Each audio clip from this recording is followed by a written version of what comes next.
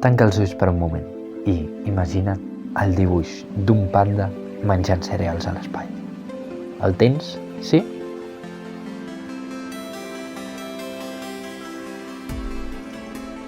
Ara imagina't el panda hiperrealista. O com si sortís d'un anime. O el prefereixes pixelat? Vols un logo abstracte? O prefereixes que el panda estigui deprimit?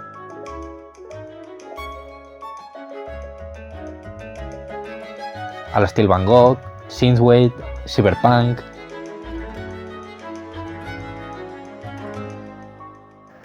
Tots aquests pandes i tots els que et puguis imaginar han estat fets amb una intel·ligència artificial. Però, què és una intel·ligència artificial? I, el més important de tot, com funciona?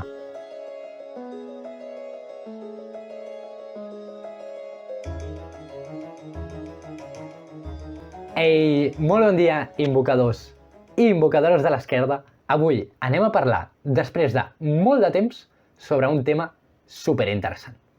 Les intel·ligències artificials. Comencem pel principi. Què és una intel·ligència artificial? La intel·ligència artificial és la capacitat que tenen artilugis artificials, com per exemple un ordinador, de realitzar tasques pròpies de la intel·ligència humana. I quines són les tasques pròpies de la intel·ligència humana? Perquè els humans sabem fer moltes coses.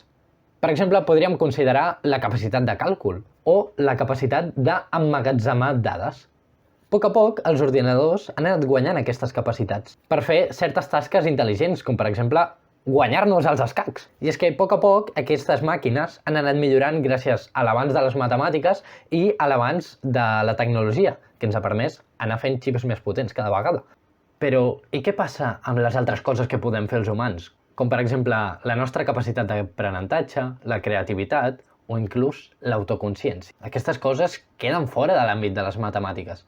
Com pot una màquina aprendre a ser creativa? I és que normalment quan sentim a parlar d'una intel·ligència artificial estem parlant de l'aprenentatge automàtic o machine learning en anglès. L'aprenentatge automàtic o machine learning és un conjunt de tècniques mitjançant les quals un algoritme que ha de realitzar una tasca és capaç de modificar el seu propi comportament a partir dels resultats de les accions passades. Aviam. Què vol dir tot això? Anem a posar un exemple perquè ho veieu més clar. Imagineu que jo us ensenyo dos colors, el blau i el vermell, i us dic que un és correcte i un és incorrecte, i que me n'heu de triar un dels dos. A l'inici no sabeu quin dels dos és correcte i elegireu, per exemple, el blau. Jo ara us dic que us heu equivocat i que el blau era incorrecte i el correcte era el vermell. Ara, si us tornés a posar exactament la mateixa pregunta, quin color és correcte, el blau o el vermell, com que vosaltres heu après, em sabeu dir amb total claredat que el vermell està bé i el blau està malament. Doncs això és precisament en el que consisteix l'aprenentatge automàtic. A base de prova i error, la intel·ligència artificial va fent-se els seus propis algoritmes, les seves pròpies teories de per què allò està bé i allò està malament. Malauradament, les intel·ligències artificials no són tan llestes com nosaltres i coses que a nosaltres ens semblen òbvies i molt fàcil de distingir, com podria ser distingir un gos d'un gat, potser a la IA li costa més de 10.000 assajos de proves i errors per aprendre a distingir d'un gat i un gos. Malgrat tot, d'on surten aquestes proves per dir-li el que està bé i el que està malament? Doncs moltes vegades ets tu el que està entrenant intel·ligències artificials. Per exemple, quan us surt un captcha, allò de jo no sóc un robot, i us pregunta, per exemple, que li assenyaleu els semàfors, esteu entrenant una intel·ligència artificial que en un futur serà capaç de conduir cotxes autònoms. Així que, sisplau, feu-ho bé, perquè jo no vull que m'atropelli. O, per exemple, quan fem una cerca a Google, Google agafa les nostres dades i analitza el temps que estem a cada pàgina per tractar d'endevinar si aquella pàgina web ens ha ajudat i ens ha resolt a la pregunta que teníem o no ens ha ajudat. I en un futur, aquesta informació li servirà a la intel·ligència artificial per ajudar a altres usuaris a posicionar millor aquelles pàgines web que realment responen a aquella pregunta. O quan poses una cançó a Spotify o poses un vídeo a YouTube, estàs entrenant a la teva pròpia intel·ligència artificial que decideix quines cançons o quins vídeos recomanar-te.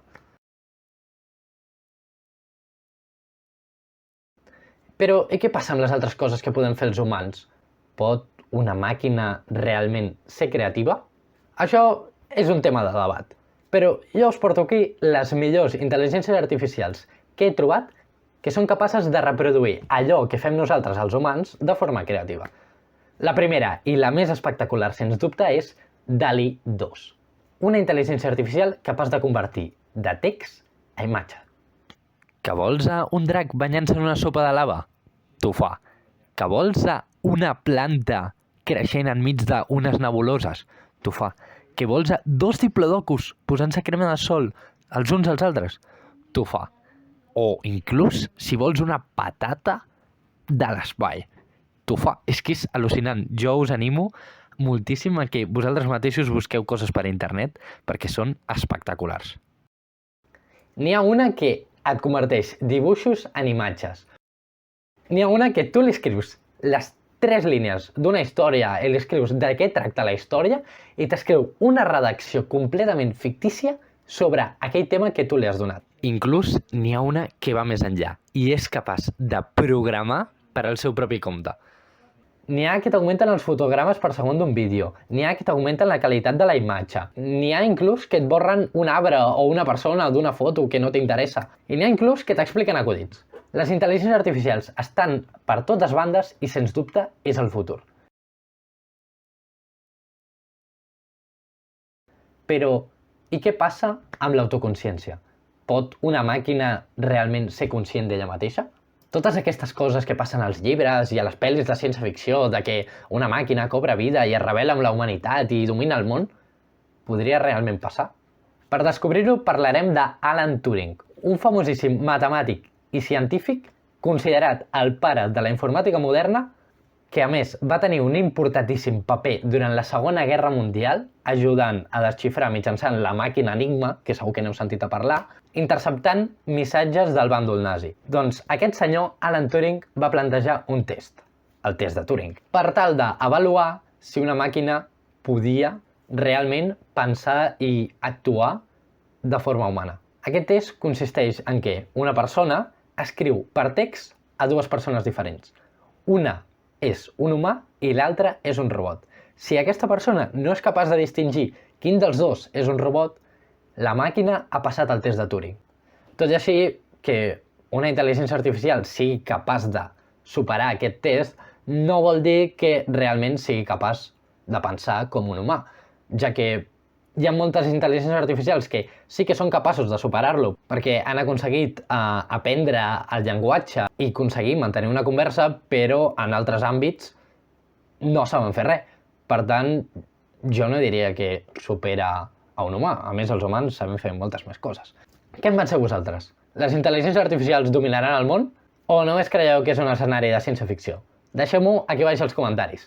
No us oblideu de deixar el vostre like i, sobretot, compartir el vídeo si us ha agradat, subscriviu-vos al canal per estar atents de quan pujo vídeo, que sóc bastant imprevisible, la veritat, i ens veiem a la pròxima. Adeu!